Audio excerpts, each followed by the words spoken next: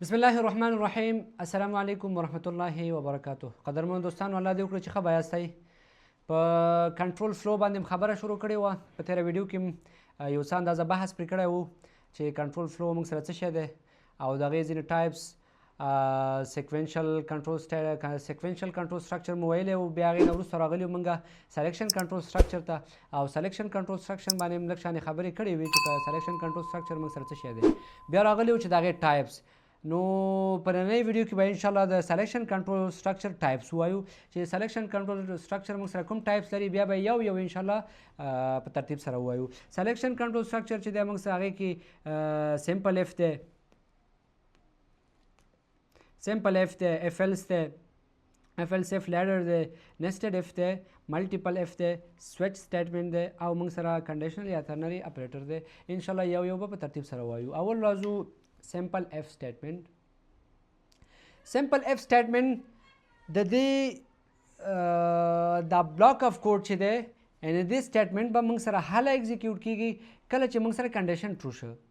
او دا موږ کله استعمالو؟ دا موږ هله استعمالو کله چې موږ سره سنګل سټیټمنټ موجود وي یا موږ غواړو چې صرف یو کنډیشن ولګو په خپل پروګرام کې. نو موږ د سمپل اف یا سنګل سلیکشن کنټرول سټیټمنټ یا اف څخه استفاده کوو. او د دې سینټیکس چې دی موږ سره اف او دلته موږ سره کنډیشن چې کیږي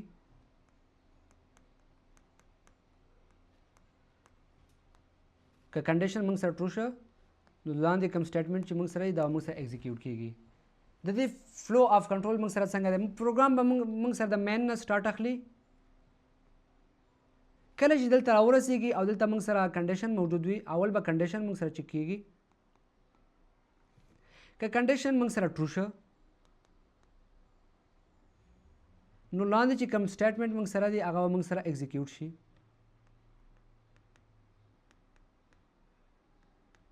کوم سټیټمنټ موږ سره دی هغه به موږ سره ایګزیکیوټ شي. او که چېرته فالس شه دا کوم کنډیشن چې موږ سره دی دا موږ سره فالس شه نو پروګرام ډایرکټ لاندې راځي. که لاندې سټیټمنټس موږ سره موجود وي هغه به ایګزیکیوټ شي او که هغه نه وي پروګرام موږ سره ایګزیټ کیږي. دا موږ سره د اف کنټرول فلو چې اف موږ سره کم کار کوي. زه به تاسو ته د یو لنډ مثال ووایم. مثال په طور زه غواړم داسې یو پروګرام جوړ کړم چې په هغې کې د ما سره دا وکتل شي چې یو کس کامیاب دی که ناکام دی.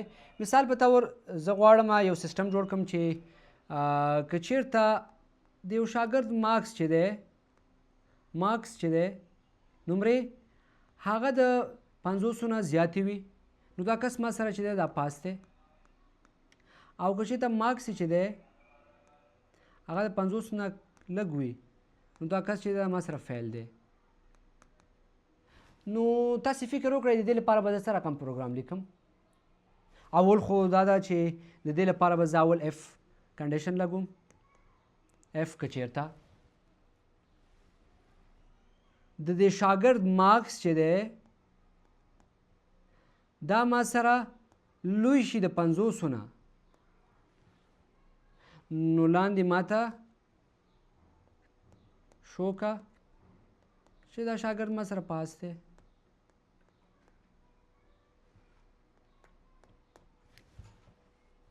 یعنی سنګل سلیکشن کنټرول سټیټمنټ یا اف سټیټمنټ کې مونږ صرف یو کنډیشن لګو. که کنډیشن موږ سره ټرو شه نو هغه بلاک اف کوډ به موږ سره ایګزیکیوټ کیږي. که موږ سره فالس شه نو هغه به موږ سره نه ایګزیکیوټ کیږي. د فلو اف کنټرول چې دا به ډایرکټ لاندې راځي. لاندې چې کوم سټیټمنټ موږ سره وي هغه به ایګزیکیوټ شي. که هغه نه وي د پروګرام ډایرکټ ایګزیټ کیږي. راځو پریکټیکل مثالونو کې ګورو. تاسې به انشاءالله بیا هلته ښه پوه شئ. راځو ډیب مو خلاص کړی دی کوم بیسیک کوډ چې د هغه موږ لیکلی دی. نو راځو انټ زه ویریبل اخلم د مارکس په نامه. هماغه کوم مثال چې موږ کار کړی و هماغه دلته بیا کار کوو. اوس خو موږ د یوزر نه انپوټ اخیستل زده کړي دي نو زه غواړم د انپوټ د یوزر نه واخلم.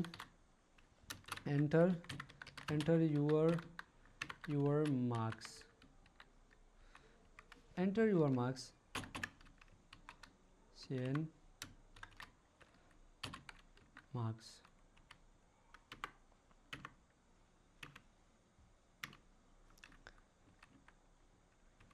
ها راځو مارکس یې انټر کړل.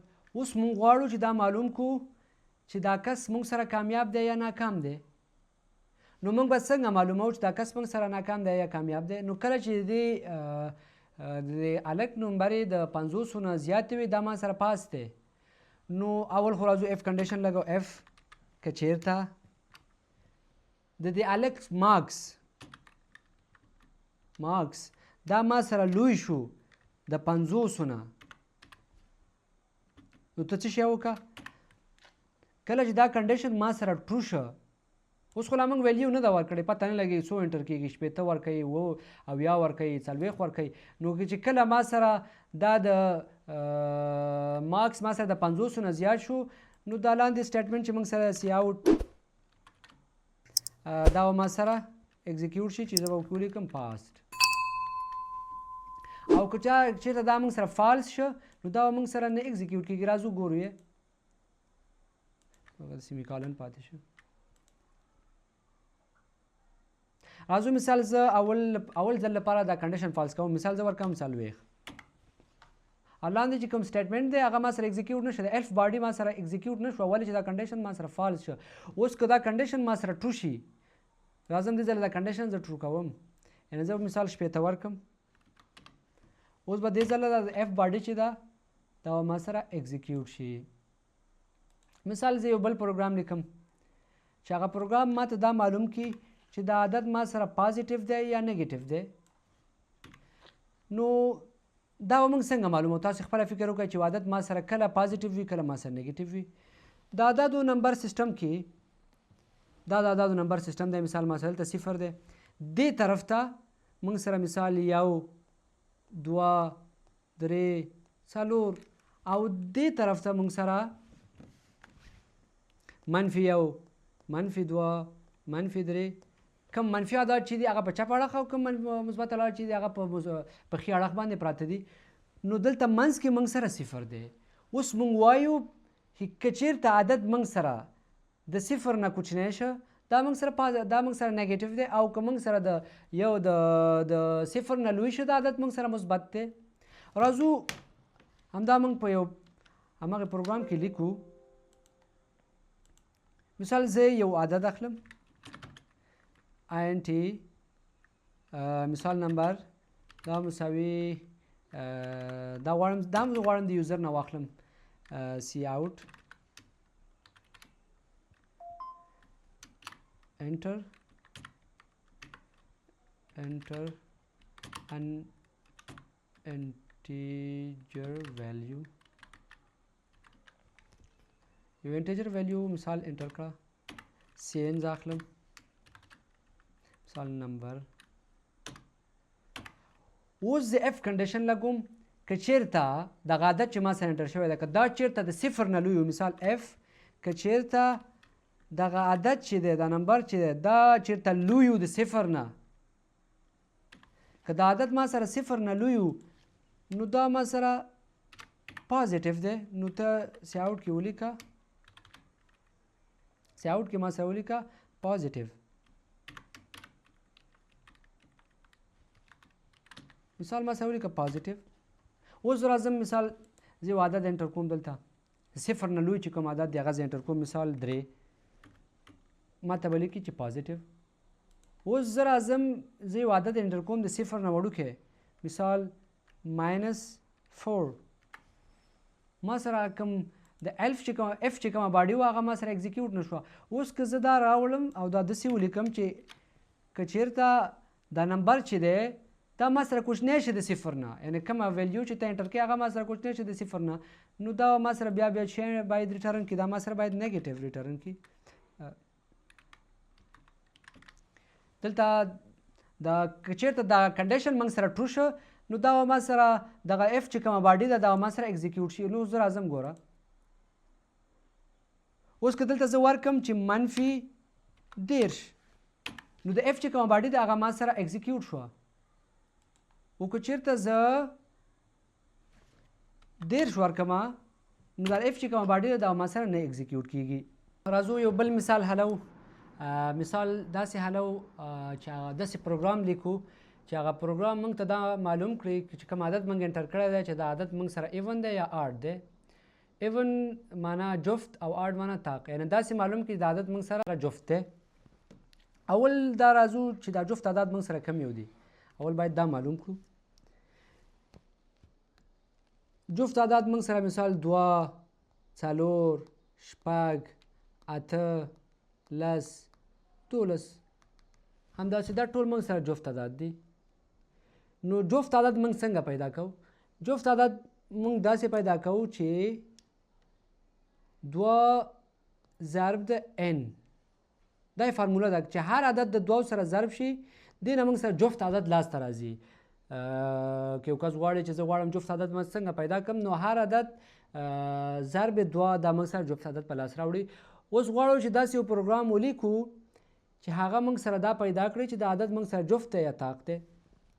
دا جفت عدد 4 دی که شپږ دی که 8 دی که 10 دی که 12 دی، دا ټول چې په 2 تقسیم شي او باقی مانده ما سره 0 راشي دا ټول موږ سره جفت عدد دي. مثال زه راخلم 4 زه به 2 تقسیموم، د دې جواب ما سره 2 راځي او باقی مانده ما سره 6 دی، ریمایندر ما سره 0 دی.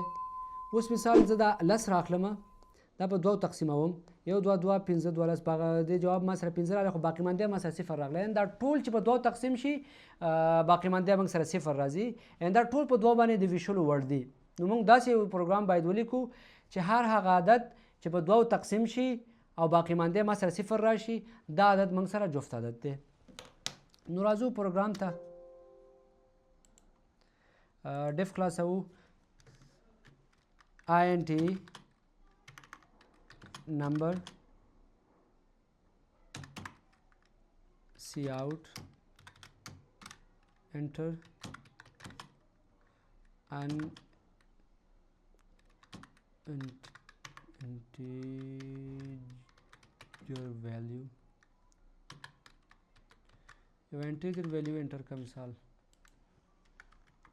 لاندې راځم cn کې ځې لیکم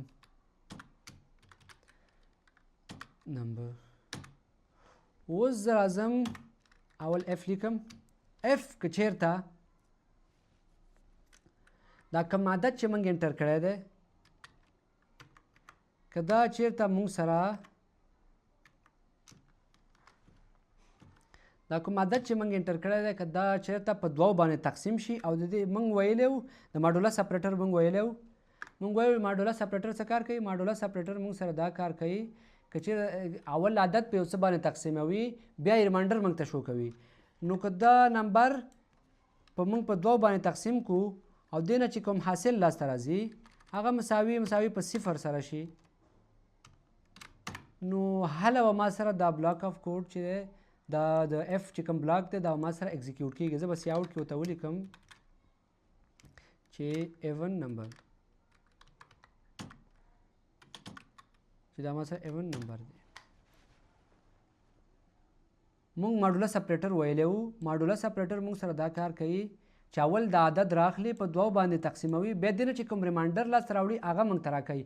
نو که چیرې نو د دې ټول نه مطلب دا دی چې دا اول عدد راواله په 2 تقسیم کړه دې نه چې کوم ریمایندر لاسته راځي هغه که چېرته مساوي په 0 سره شو مساوي دا موږ ویل ریلیشنل اپریټر کې ویلی وو چې دا موږ سره که غواړو یو عدد موږ مقایسه کړو کمپیریزن یې وکړو چې دا عدد دې سره مساوي دی یا نه. که چېرته دا موږ سره مساوي شه د 0 سره دا equal to اپریټر دی، که دا چېرته مساوي شه د 0 سره نو هله به دا لاندې د اف چې کومه باډي دی دا موږ سره اکزیکیوټ شي. اوس زه راځم مثال دا زه رن کوم.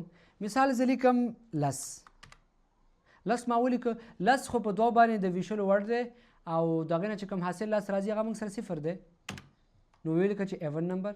اوس که زه راشم او زه ولیکم 9 یا زه مثال ولیکم 1 یا 3 مثال زه ولیکم 9 ما سره کم د اف باډي چې هغه اکزیکیوټ نه شوه. اوس که موږ داسې غواړو داسې یو پروګرام ولیکو چې موږ چې کله موږ سره دا بلاک دا کنډیشن چې دا موږ سره ټرو شي نو دا لاندې بلاک موږ سره اکزیکیوټ کی او که چېرته موږ سره دا فالس شي نو یو بل بلاکس موږ سره موجود وي چې هغه موږ سره اکزیکیوټ شي چې هغې ته بیا ایلس وایي. انشاءالله چې ایلس به بیا په راتلونکي ویډیو کې ووایو. نو انشاءالله یو اندازه به ستاسې اف او ایلس او که سلیکشن کنټرول سټیټمنټ باندې یو اندازه ذهن خلاص شوی وي انشاءالله نور پراکټیکل مثالونه دې کې حلوو ستاسې لا ښه پوهاوي لپاره. نو دا کم مثالونه چې ما حل کړه اول دا ځان سره پراکټیس کړئ، بیا ځان سره نور کم مثالونه وي هغه ځان سره پراکټیس کوئ چې ستاسو ذهن پرې لا ښه خلاص شي. نو بغیر د پراکټیس نه ستاسو په دې موضوعګانو باندې سر خلاصېدل لږ سخت دي. یوازې په دې نه کېږي چې یوازې زه ووایم او تاسې ورته ګورئ، نو په خپله هم پراکټیس وکړئ دې ویډیوګانو سره. نو انشاءالله ګورو به په یوه نوې ویډیو کې. نو که دا ویډیو مو خوښه شوې ویډیو در سره لایک کړئ او د ملګرو سره شریکه کړئ. والسلام علیکم ورحمة الله.